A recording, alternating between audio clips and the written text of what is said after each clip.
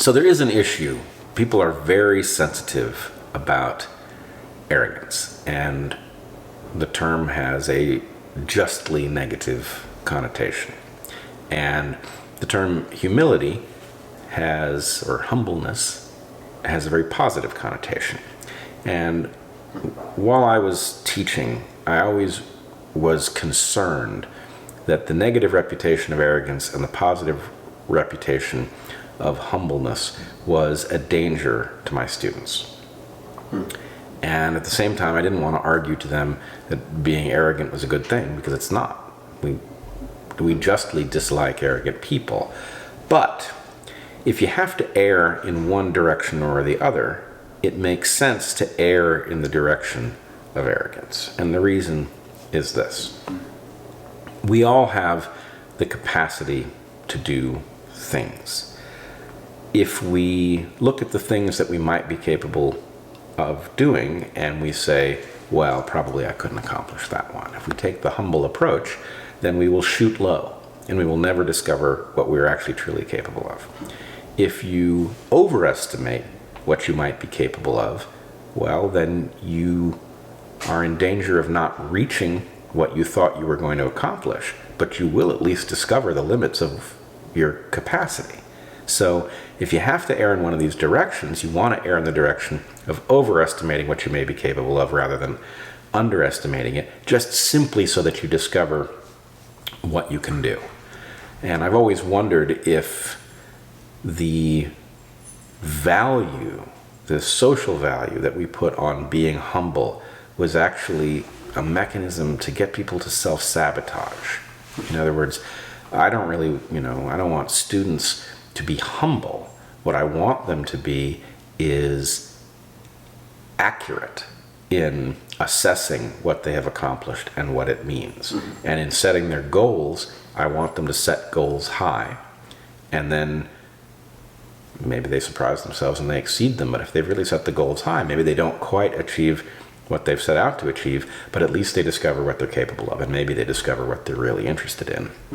Whereas if everybody in the room is busy being humble and advertising that, that they're not arrogant, then we have really no idea what those individuals could do or what the room is capable of. So essentially, I think people should stop penalizing what sounds to them like arrogance, because it is a sort of generic stigma that accompanies people who believe in themselves that causes us not to find our way out of various bottlenecks. In other words, we need people to contemplate the possibility that they are capable of things that if they say it out loud, many will regard them as arrogant. But we need people to contemplate these things and to figure out whether they are in fact capable of doing them in order for us to escape our current set of predicaments.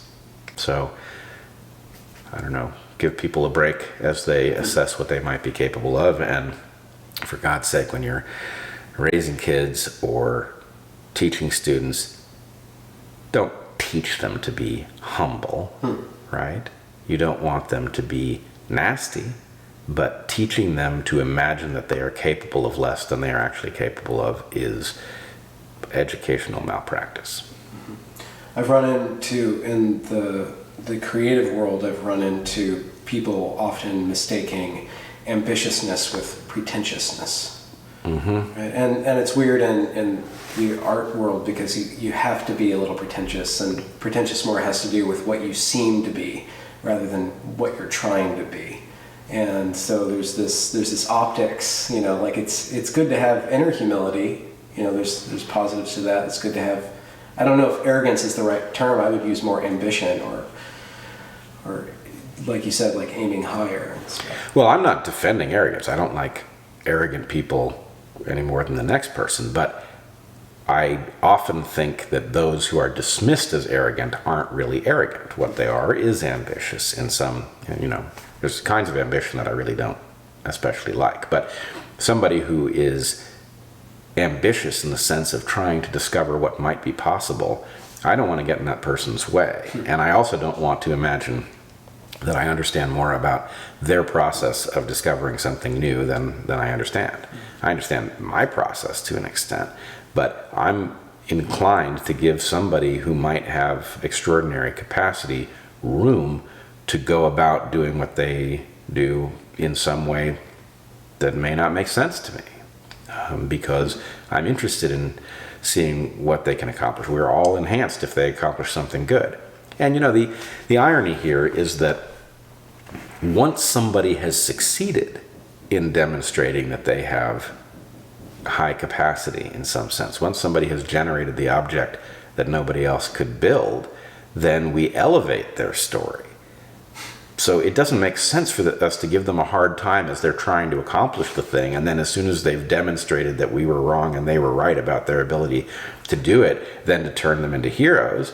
At some level, we ought to give them room on the front end and give them a break, because frankly, almost all of the people whose stories we circulate with respect to having changed the way things function in some positive direction, almost all of those people are weird, and many of them broken in some way that actually gave them some particular capacity that's above and beyond what the rest of us do.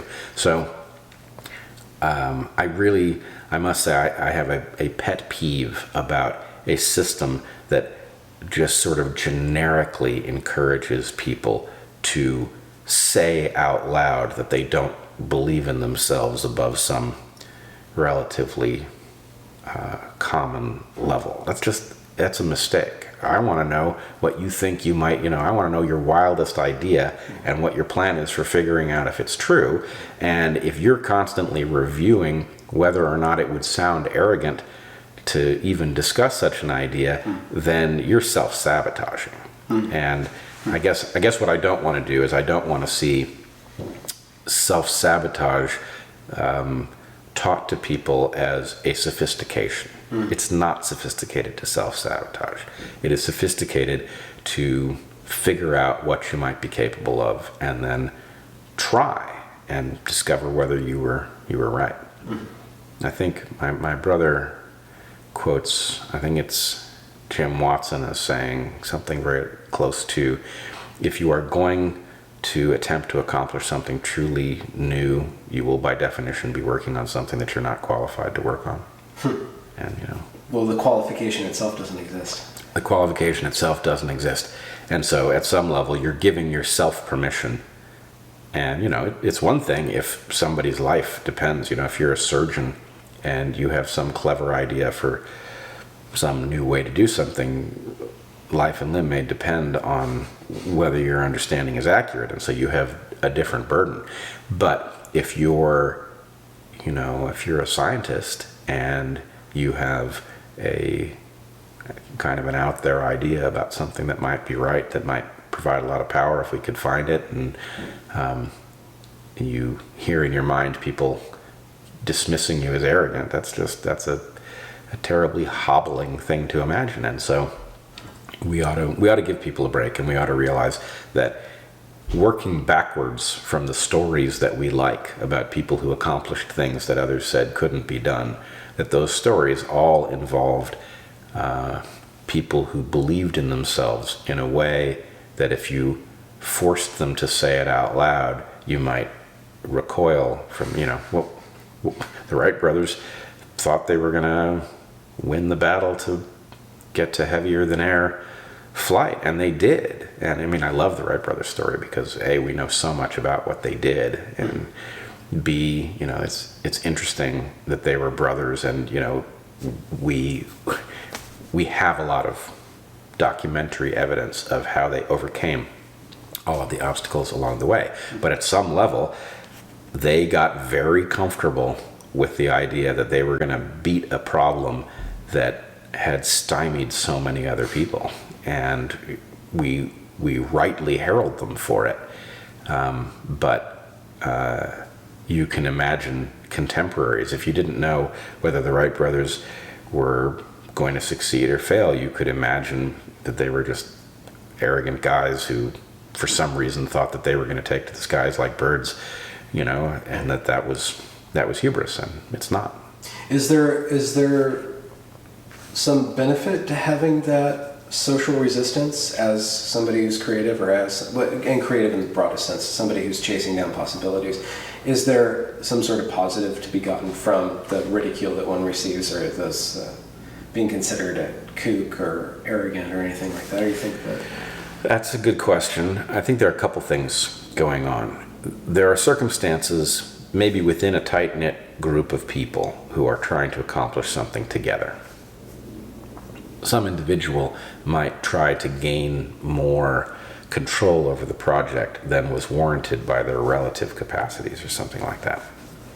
In which case, their arrogance would be counterproductive. And so it might be that that's where the penalty was generated, was that there are certain contexts in which it is not a question of an individual assessing their own capacity. It's the individual over-assessing their capacity relative to other people in the same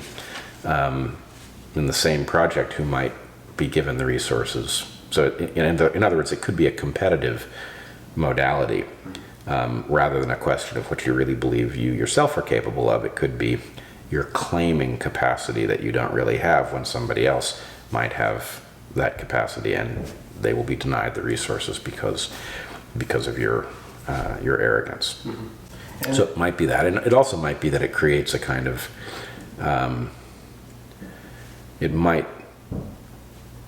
fuel certain kinds of folks. In other words, being told that you're over-assessing what you're capable of, does get under your skin a little bit, and you kind of feel like, oh, shut down. So anyway, I don't know if that's where it comes from, but it's certainly in a world where people who have done things that make their names famous eventually are often people who have imagined that they could do what others could not do. It might not be surprising to find that the accusation has less impact on those folks than it does on other folks. So humility becomes a negative and arrogance a positive when an individual is facing a problem. But then humility becomes a positive and arrogance a negative when a group is working together. Like, that's where the value kind of shifts, you think? Probably. I mean, I should be really clear. I'm not defending arrogance. I really don't like arrogant people. But I will imagine that arrogance is what's going on in somebody's case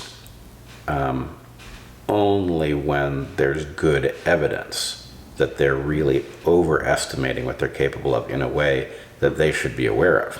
If we're talking about some realm that I don't know anything about, and somebody argues that they may be able to accomplish something that sounds a little far-fetched to me, I'm not really in a good position to assess whether they are deluding themselves or whether they are accurately shooting for something that I should, as a spectator, be hoping that they can accomplish. And I don't want to penalize them based on the fact that most of the time when somebody makes a fantastic claim, they're probably wrong. Because, I think it's like this. Most of the time, an extraordinary claim is likely to be incorrect. But all of the claims that matter started out as extraordinary claims. So all of the important stuff is in that set, in which most of the stuff is garbagey in one way or another. But it's a fool who goes around punishing the whole set because 99% of what's in it is garbage if 100% of what's awesome is also in that set. Because then you're just stigmatizing the awesome just reflexively, and that's just logically a mistake. So be outrageous in conception, but be willing to admit that most of your outrageousness is completely outrageous in the end, some of it.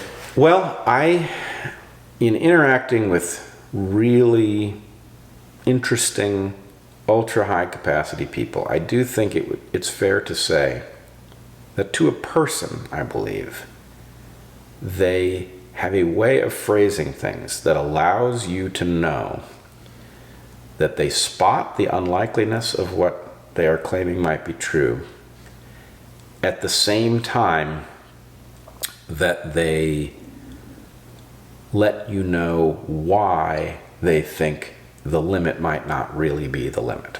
In other words, they evidence that they are not unaware of why they are unlikely to succeed. They evidence that they are aware of it, and they still think they might succeed for some reason that they can spell out to one degree or another. And so I guess what I would say is, if I see the evidence that the person is aware of all of the things that I'm aware of that make me think they are unlikely to succeed, and yet they still think they might, I'm listening, right? If they evidence that they are unaware of the difficulty, if, let's put it this way, if somebody has an idea for a perpetual motion machine and they do not start their argument by explaining that they understand the physical reason that a perpetual motion machine should not exist, then that suggests they're just a kook. On the other hand, if they say, well, there's a lot of free energy in the universe, and I believe I have found a mechanism that can capture it in a way that isn't exactly perpetual motion, yet it functions an awful lot like it, well, that claim is really unlikely to be true. On the other hand, they've just told me that they understand the obstacle, and they are still thinking about it for a reason. So there's evidence of competency that comes packaged with the claim. Yeah.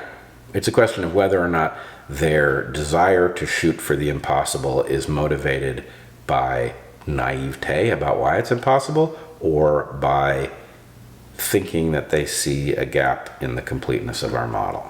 And in fact, Tesla is a great example. Tesla, who was extremely successful at bringing things many thought impossible to fruition, and yet kind of hopeless in defending his own cause.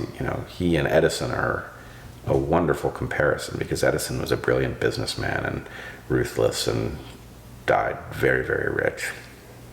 And Tesla was probably substantially more brilliant, but died penniless because he cared less about that aspect of it, and he wasn't good at defending his own interests. And so, his wealth that he generated ended up in Westinghouse's pocket, not his own. But there's something to the idea of, somebody should probably catalog, and probably they have already, and I just don't know exactly where to look for it, but there's got to be a catalog of things people said were impossible that have now been accomplished. And they're all beautiful. Anytime somebody accomplishes things that others were sure couldn't be done, the story of how they got there is inevitably interesting. And so anyway, the last thing I want to do is shout down the tiny number of people who actually might be able to jump one of these impossible gaps on the basis that everybody knows that's impossible. So arrogance. Yeah, I don't know if arrogance is the right word or not, but it's not. Arrogance is the pathological version. But if you go around telling people arrogance is bad, what is arrogance? Oh, it's overestimating what you're capable of. And then the person tries to wield that definition. They don't wield it recognizing they're not in a good position to assess what other people are necessarily capable of. And it's a form of arrogance itself. That's right. It is a form of generic arrogance that we empower people with to go shout down others who have some kind of ambition to break some limit that nobody's broken yet. It's odd how judgments, when they're wielded, they blind the wielder to that exact judgment, that they end up in the blind spot of the judgment that they're making about everybody else. Well, this raises an important point. So there's a technique that comes out of the rationalist community called steel manning. And steel manning is the opposite of straw manning. Straw manning is painting your opponent's position as weaker than it is so that you can then defeat it. Steel manning is painting your opponent's position as strongly as you can in order to make sure that you are not cheating when you defeat it. So people who are really careful thinkers are frequently excellent, and maybe always excellent, at understanding the critique as well as those who are delivering it understand it. And the the ability to speak your opponent's position so that they can recognize it and that they feel good about the way it was presented before you show why it's wrong is very powerful. It's not easy, but it's very powerful, and that's something that we should be teaching, right? Understand what your opponent is saying before you show why they're wrong. And it's really the heart of a good analytical education. And that's what makes the judgment, I guess, 360. You're not just using the judgment to gain power or to be right, but to assure that everybody is right. And that's probably what's persuasive about it. You've sunk so much work into understanding the other side that you've kind of taken your own self out of the equation almost, or you've extended yourself into the other camp as far as possible. Well, it goes to this, I still don't know quite what to make of it, but when I was confronted by the students when they showed up at my classroom on May 23rd of last year, I said something in that hallway. Where history pivoted? Well, I said something that I remember hearing myself say it and thinking, it's odd that you would say that here. It's something I said in classrooms with some regularity, but I said that I was interested in dialectic and not debate. Yeah. Dialectic being the process of discovering what's true through argumentation rather than the attempt to win the argument for its own sake. And that process is why steel manning a position makes so much sense. That if the purpose of the argument is that those who are participating or watching come away enhanced by what they know, then having every position portrayed at full strength before any conclusion is reached is good for everybody. And so, anyway, hopefully steel manning will move from being a niche product to being a mainstream phenomenon sooner rather than later, because we all stand to benefit a lot from it.